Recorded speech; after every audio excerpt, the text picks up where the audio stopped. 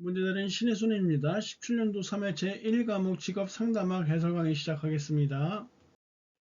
포괄적 직업상담에서 초기, 중간, 마지막 단계 중 중간 단계에서 주로 사용하는 접근법 1번의 발달적 접근법이나 3번의 내담자 중심 접근법은 이 초기 단계에서 활용하는 접근법이고요. 중간 단계는 정신역동적 접근법이 맞아요.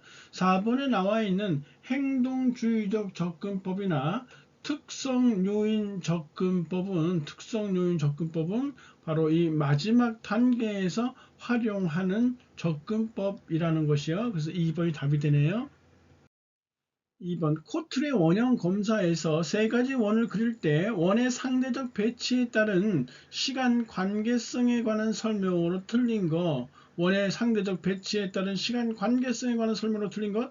1번 중복되지 않고 경계선에 접해 있는 원은 경계선에 접했다고 했으니까 이렇게 접한 원을 말하는 것이에요. 시간 차원의 연결을 의미하며 구별된 사건의 선형적 흐름을 뜻한다. 맞는 내용이고, 2번에 어떤 것도 접해 있지 않은 원은 시간 차원의 완전성 아니죠. 시간 차원의 완전성이 아니라 시간 차원의 고립을 의미한다 보셔야 돼요. 이렇게 접해 있지 않은 원 고립성을 의미한다. 3번에 부분적으로 중첩된 원들은 시간 차원의 연합을 의미한다.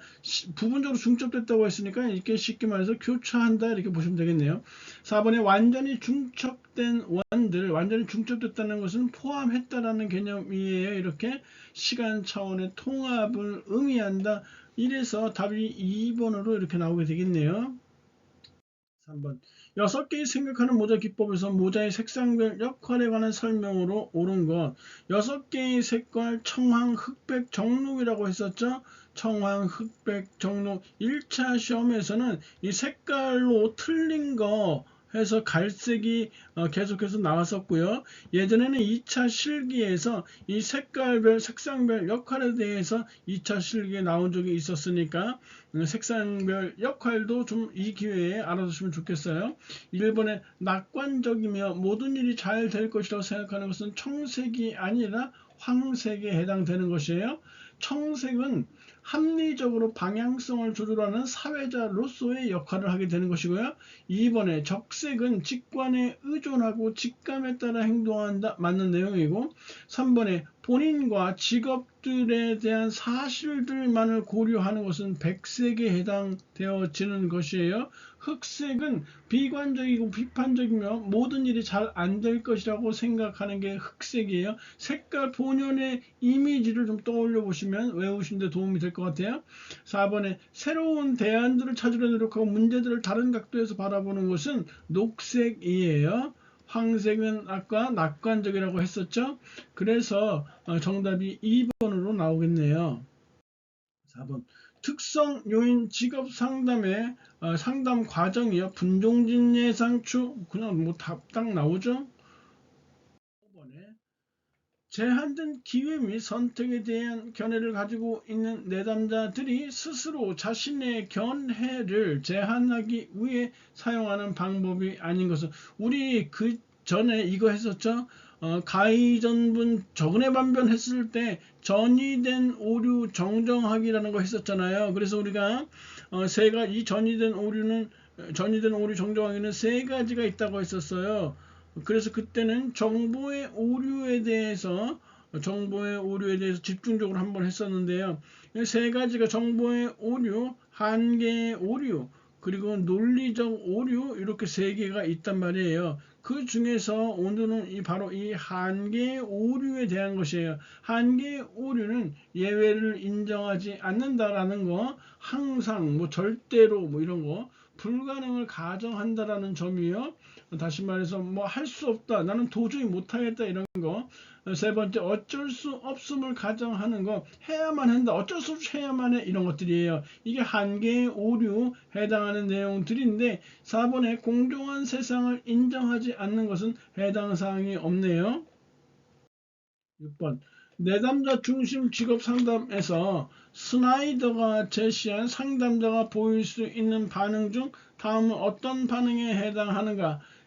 상담자가 내담자의 생각을 변화시키려 시도하거나 내담자 생각에 상담자의 가치를 주입하려 하는 이 범주는 바로 지시적 상담 범주에 해당되는 것이에요. 이 스나이더가 제시한 이 상담자의 이 반응은 네 가지가 있는데, 첫 번째가 1번에 나와 있는 안내를 수반하는 범주, 3번에 감정에 대한 비지시적 상담 범주, 4번에 감정에 대한 준지시적 상담 범주가 있고, 그리고 이 네 번째 지시적 상담 범주, 이렇게 네 개가 있는데, 여기서 내담자 생각을 변화시키려고 시도하거나 상담자의 가치를 내담자의 생각에 주입하려 하는 범주는 바로 지시적 상담 범주에 해당된다는 말이에요. 우리 그 외에도 스나이더에 대해서는 이 내담자 변명의 종류, 이때 슬라이드에 대해서 했었죠. 첫 번째, 책임을 회피하기는 부정, 알리바이, 비난 이렇게 했었고, 결과를 다르게 하기는 축소, 정당화, 훼손 이라고 했었고, 책임을 변형시키기에 해당하는 것은 그걸 의미한 것은 아니었어요.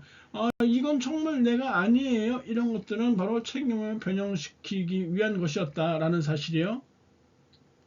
7번. 내담자 중심 상담 이론의 특징이 아닌가? 많이 나오는 이 보기 지문이니까 잘 봐주세요. 동일한 상담 원리를 정상적인 상태에 있는 사람이나 정신적으로 부적응 상태에 있는 사람 모두에게 적용한다는 거. 상담은 모든 건설적인 대인관계의 실제 사례 중 단지 하나에 불과하다. 맞는 것이에요. 1번, 2번 모두. 3번이 틀렸어요. 실험에 기초한 귀납적인 접근 방법이며 실험적 방법을 상담 과정에 적용하는 것은 바로 행동주의 상담 이론에 해당되는 것이라 3번이 틀렸네요. 4번에 상담의 과정과 결과에 대한 연구 조사를 통하여 개발되어 왔다. 이것도 맞는 것으로 해당되고요. 8번에 개인주의 상담에서 허구적 최종 목적론에 관한 설명으로 틀린 거. 허구적 최종 목적론에 대해서 정확히 알지 못해도요, 이거 보기 1, 2, 3, 4번을 읽어가면서 맞출 수 있어요. 1번, 인간의 행동을 유도하는 상상된 중심 목표를 설명하기 위한 것이다. 2번, 허구나 이상이 현실을 보다 효과적으로 움직인다. 3번, 인간은 현실적으로 전혀 실현 불가능한 많은 가공적인 생각에 의해 살아가고 있다. 벌써 이 허구적 최종 목적론이라는 이 단어에서 풍기는 그 의미가 지금 1, 2, 3번에 모두 해당되고 있다는 걸 알 수 있죠. 하지만 4번 보세요. 인간의 행동은 미래에 대한 기대에 의해 좌우되기보다는 과거 경험에 의해 더 좌우된다. 이게 틀렸죠. 다시 말해서 인간의 행동은 과거 경험에 의해 좌우되기보다는 미래에 대한 기대에 의해 더 좌우된다. 이렇게 바꿔놔야 되겠죠. 그래서 4번이 허구적 최종 목적론에 관한 설명으로 틀린 것이고, 1, 2, 3번이 바로 허구적 최종 목적론에 해당하는 것이니까 1, 2, 3번을 잘 읽어보셔야 돼요. 9번. 다음 설명에 해당하는 행동주의 상담 기법이에요. 1번에 불안을 역제지하는 방법으로 사용한다 있었으니까 불안 감소 기법에 해당되어져요. 불안 감소 기법은 책임반 협주자 이렇게 했었고요. 특히 불안 감소 기법 중에서도 대인 관계에서 오는 불안의 제거에 효과적이라고 했으니까 주장 훈련에 해당되네요. 나머지 1번, 3번, 4번은 해설편을 참조해 주시고요. 10번, 발달적 직업 상담에서 직업 정보가 갖추어야 할 조건이 아닌 거. 1번, 부모와 개인의 직업적 수준과 그 차이, 그리고 그들의 적성, 흥미, 가치들 간의 관계 흠잡을 거 없고요. 2번에 사회 경제적 측면에서 수준별 직업의 유형 및 그러한 직업들의 특성 역시 흠잡을 데 없어요. 3번 보시면 근로자의 이직 시 직업의 이동 방향과 비율을 결정하는 요인에 대한 정보.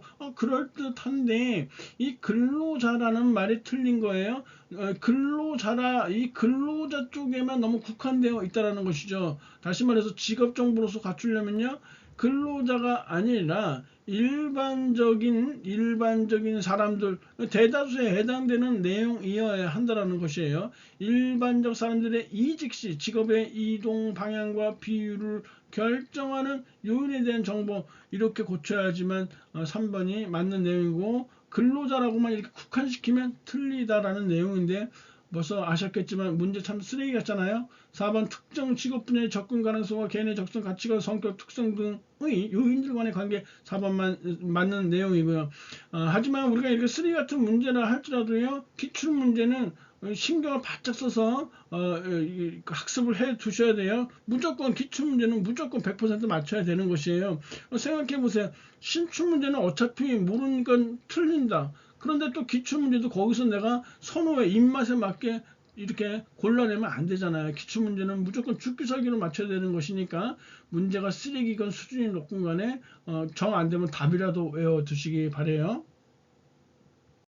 11번 직업 상담의 문제 유형에서 윌리엄슨의 분류 중 직업 무선택에 해당하는 거 1번 직업을 선택하기는 하였으나 자신의 선택에 대해 자신감이 없고 타인으로부터 자기가 성공하려는 위안을 받고자 추구하는 경우는 바로 직업 선택의 확신 부족이라고 했었어요. 직업 선택의 확신 부족, 다른 말로 불확실한 선택이라고 했었고 2번 내담자가 직접 직업을 결정한 경험이 없거나 선호하는 몇 가지 직업이 있음에도 불구하고 어느 것을 선택할지 결정하지 못하는 경우가 바로 직업 무선택 또는 미선택에 해당된다고 했었죠. 3번 흥미를 느끼는 직업에 대해서는 수행 능력이 부족하거나 적성에 맞는 직업에 대해서는 흥미를 느끼지 못하는 경우 이거 흥미와 적성의 불일치 또는 흥미와 적성의 모순 이렇게 말한다고 했었단 말이에요. 4번은 자신의 능력보다 훨씬 낮은 능력이 요구되는 직업을 선택하거나 안정된 직업만을 추구하는 경우 현명하지 못한 직업 선택, 현명하지 못한 직업 선택 또는 어리석은 직업 선택 이렇게 말했었죠. 그래서 정답이 2번이에요. 12번 직업 상담 시 흥미 사정의 목적과 가장 거리가 먼 거 흥미 사정의 목적이에요. 흥미 사정의 기법 또는 방법 하면 수포의 표조나 일반 흥미 사정의 기법 하면 흥직직 이렇게 얘기했단 말이에요. 이 흥미 사정의 기법과 흥미 사정의 목적을 잘 구별해 두시기 바래요. 흥미 사정의 목적은요. 첫 번째, 여가 선호와 직업 선호 구별하기 1번에 나와 있죠. 그 다음에 자기 인식 발전시키기. 세 번째가 직업 탐색 조장하기 2번에 나와 있어요. 그리고 네 번째 직업 대한 규명하기. 다섯 번째 직업상 교육상 불만족 원인 규명하기. 이렇게요. 다시 한번 여가 선호와 직업 선호 구별하기. 자기 인식 발전시키기.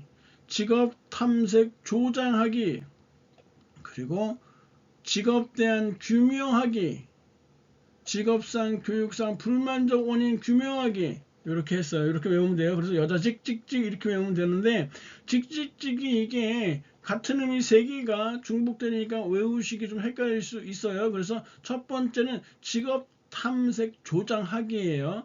그럼 네 번째, 다섯 번째는 규명하기로 이렇게 맞춰놨어요. 첫 번째는 직업 대한 규명하기, 마지막에 두 번째에 있는 것은 직업상, 교육상 불만족 원인 규명하기 이렇게 맞춰놨으니까 끝말을 갖고서 이렇게 헷갈리는 부분을 해결하셨으면 좋겠네요. 4번에 그래서 기술과 능력법을 탐색하기는 해당되지 않아요. 다시 한번 흥미 사정의 목적이에요. 여기 나와 있는 것처럼 이렇게 여자 직직직 이런 식으로 외워놓으면 헷갈리지 않고 좋을 것 같아요. 2차 실기에도 벌써 나왔던 거 21년도에도 나왔었어요. 13번 직업 상담의 목적과 가장 거리가 먼 것은 4번은 벌써 상식이죠. 내담자가 최대한 고소득 직업을 선택하도록 돕는 것이다. 말이 되고 싶지도 않아요. 14번 사이버 직업 상담의 장점이 아닌 것은 쭉 1번, 2번 다 맞고요. 4번도 괜찮은데 3번 보세요. 내담자 자신의 정보가 제한되며 그렇죠? 상담의 저항 같은 것에 영향을 받지 않아서 상담을 쉽게 마무리할 수 있다는데 이게 틀렸네요. 상담을 쉽게 마무리할 수 있는 게 아니라요. 이 상담을 내담자가 언제든지 중단해 버릴 수 있다는 것이에요. 내담자가 일방적으로 상담을 언제든지 중단할 수 있다. 이게 바로 단점에 해당되는 것이잖아요. 그래서 3번이 틀렸다는 것이에요. 단점의 3번은 장점이 아니라 15번. 상담자의 윤리 강령으로서 옳지 않은 것은 2번이 틀렸어요. 타 전문인과의 상호 합의가 없었지만 내담자가 간절히 원하면 타 전문인으로부터 도움을 받고 있는 내담자라도 상담한다? 아니에요. 상호 합의한 경우를 제외하고는요, 다른 전문가의 도움을 받고 있는 내담자에게 상담하지 않는다. 이게 원칙이에요. 16번.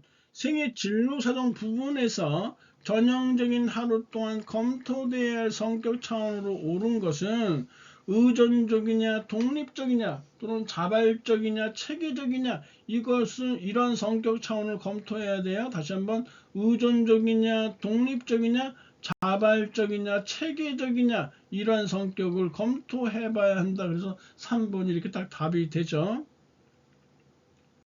17번. 효과적인 집단 상담을 위해 고려해야 할 사항이 아닌가. 1번. 집단 발달 과정 자체를 촉진시켜주기 위하여 의도적으로 게임을 활용할 수 있고요. 2번에 매 회기가 끝나는 집단 구성원에게 경험 보고서를 쓰게 할 수 있고요. 3번. 집단의 리더십을 확보하기 위해 집단 상담자는 반드시 1인이어야 한다. 벌써 이거 딱 틀렸겠죠. 17번에 반드시 집단 상담자가 1인 일 필요는 없고요. 상황에 따라 복수의 집단 상담자를 두는 것이 효과적일 수도 있는 것이에요. 그래서 3번이 틀렸어요. 4번에 집단 상담 장소는 가능하면 신체 활동이 자유로운 크기가 좋겠죠. 18번. 인지 상담에서 주장하는 인지적 오류를 모두 고른 것은, 인지적 오류는 이거 2차 실기에서 나왔기 때문에 2차 실기 그때 뭐 좀 세밀하게 설명을 하겠지만, 일단 여기서는 인지적 오류의 종류만 일단 파악하고 가시죠.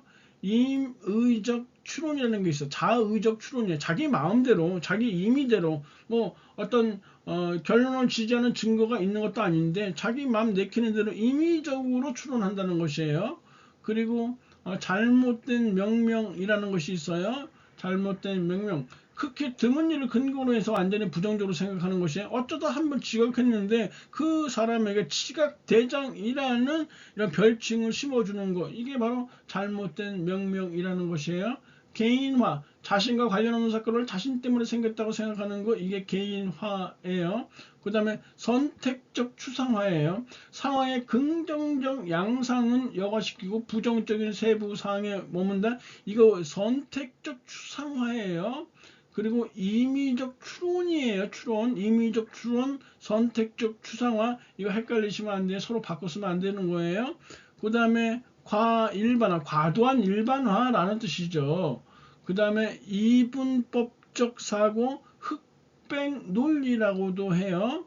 그 다음에 과장 및 축소, 그 다음에 긍정격하, 그래서 임잘개선 과이가궁, 임잘개선 과이가궁, 임의적 추론, 잘못된 명명, 개인화, 선택적 추상화, 과일반화, 이분법적 사고, 과장 및 축소, 긍정격화, 이것이 바로 인지적 오류에 해당되는 것이에요. 흑백 논리는 이분법적 사고라고 있었죠? 맞고요. 임의적 추론 맞죠? 그리고 선택적 추상화 맞잖아요. 그래서 4번이 이렇게 답으로 가야 한다라는 얘기예요. 19번. 정신 역동적 직업 상담에서 보호진이 제시한 상담자의 반응 범주, 상담자의 반응 범주, 다른 말로 하면 상담자의 반응 기법이에요. 명비수라고 했었죠. 명료화, 비교, 소망, 방어 체계, 명비화예요. 그래서 4번이 해당되지 않네요. 20번. 초기 면담의 주요 요소 중 내담자로 하여금 행동의 특정 측면을 검토해보고 수정하게 하며 통제하도록 도전하게 하는 거, 바로 이 4번 직면에 해당되는 내용이네요. 그래서 지금 여기 초기 면담의 주요 요소, 계약, 감정이입, 리허설 이렇게 나와 있는데 해설편을 참조해 보시기 바라고요. 직면은요, 지금 나와 있는 것처럼 내담자로 하여금 행동의 특정 측면을 검토해보고 수정하게 하며 통제하도록 도전하게 하는 것이다. 이렇게도 했고요. 이전에는 이 측면에서 어떻게 했냐면 내담자가 모르고 있거나 인정하기를 거부하는 생각에 대해 스스로 모순점을 파악하도록 하는 기법이다. 다시 한번 내담자가 모르고 있거나 인정하기를 거부하는 생각에 대해 스스로 모순점을 파악하도록 하는 기법이다. 이 두 가지 측면에 대한 이 측면의 서술 내용을 알아두세요. 하나만 알고 있어서는 안 된단 말이에요. 두 가지를 모두 알고 있어야 돼요. 물론 2차 실기를 위해서는 두 가지 중에서 하나만 집중적으로 외워서 쓰시면 되고요. 1차 필기 때는 두 가지 내용 모두 알고 계시면 좋겠네요. 강의님 고생하셨고요. 다음 시간에 뵙겠습니다. 감사합니다.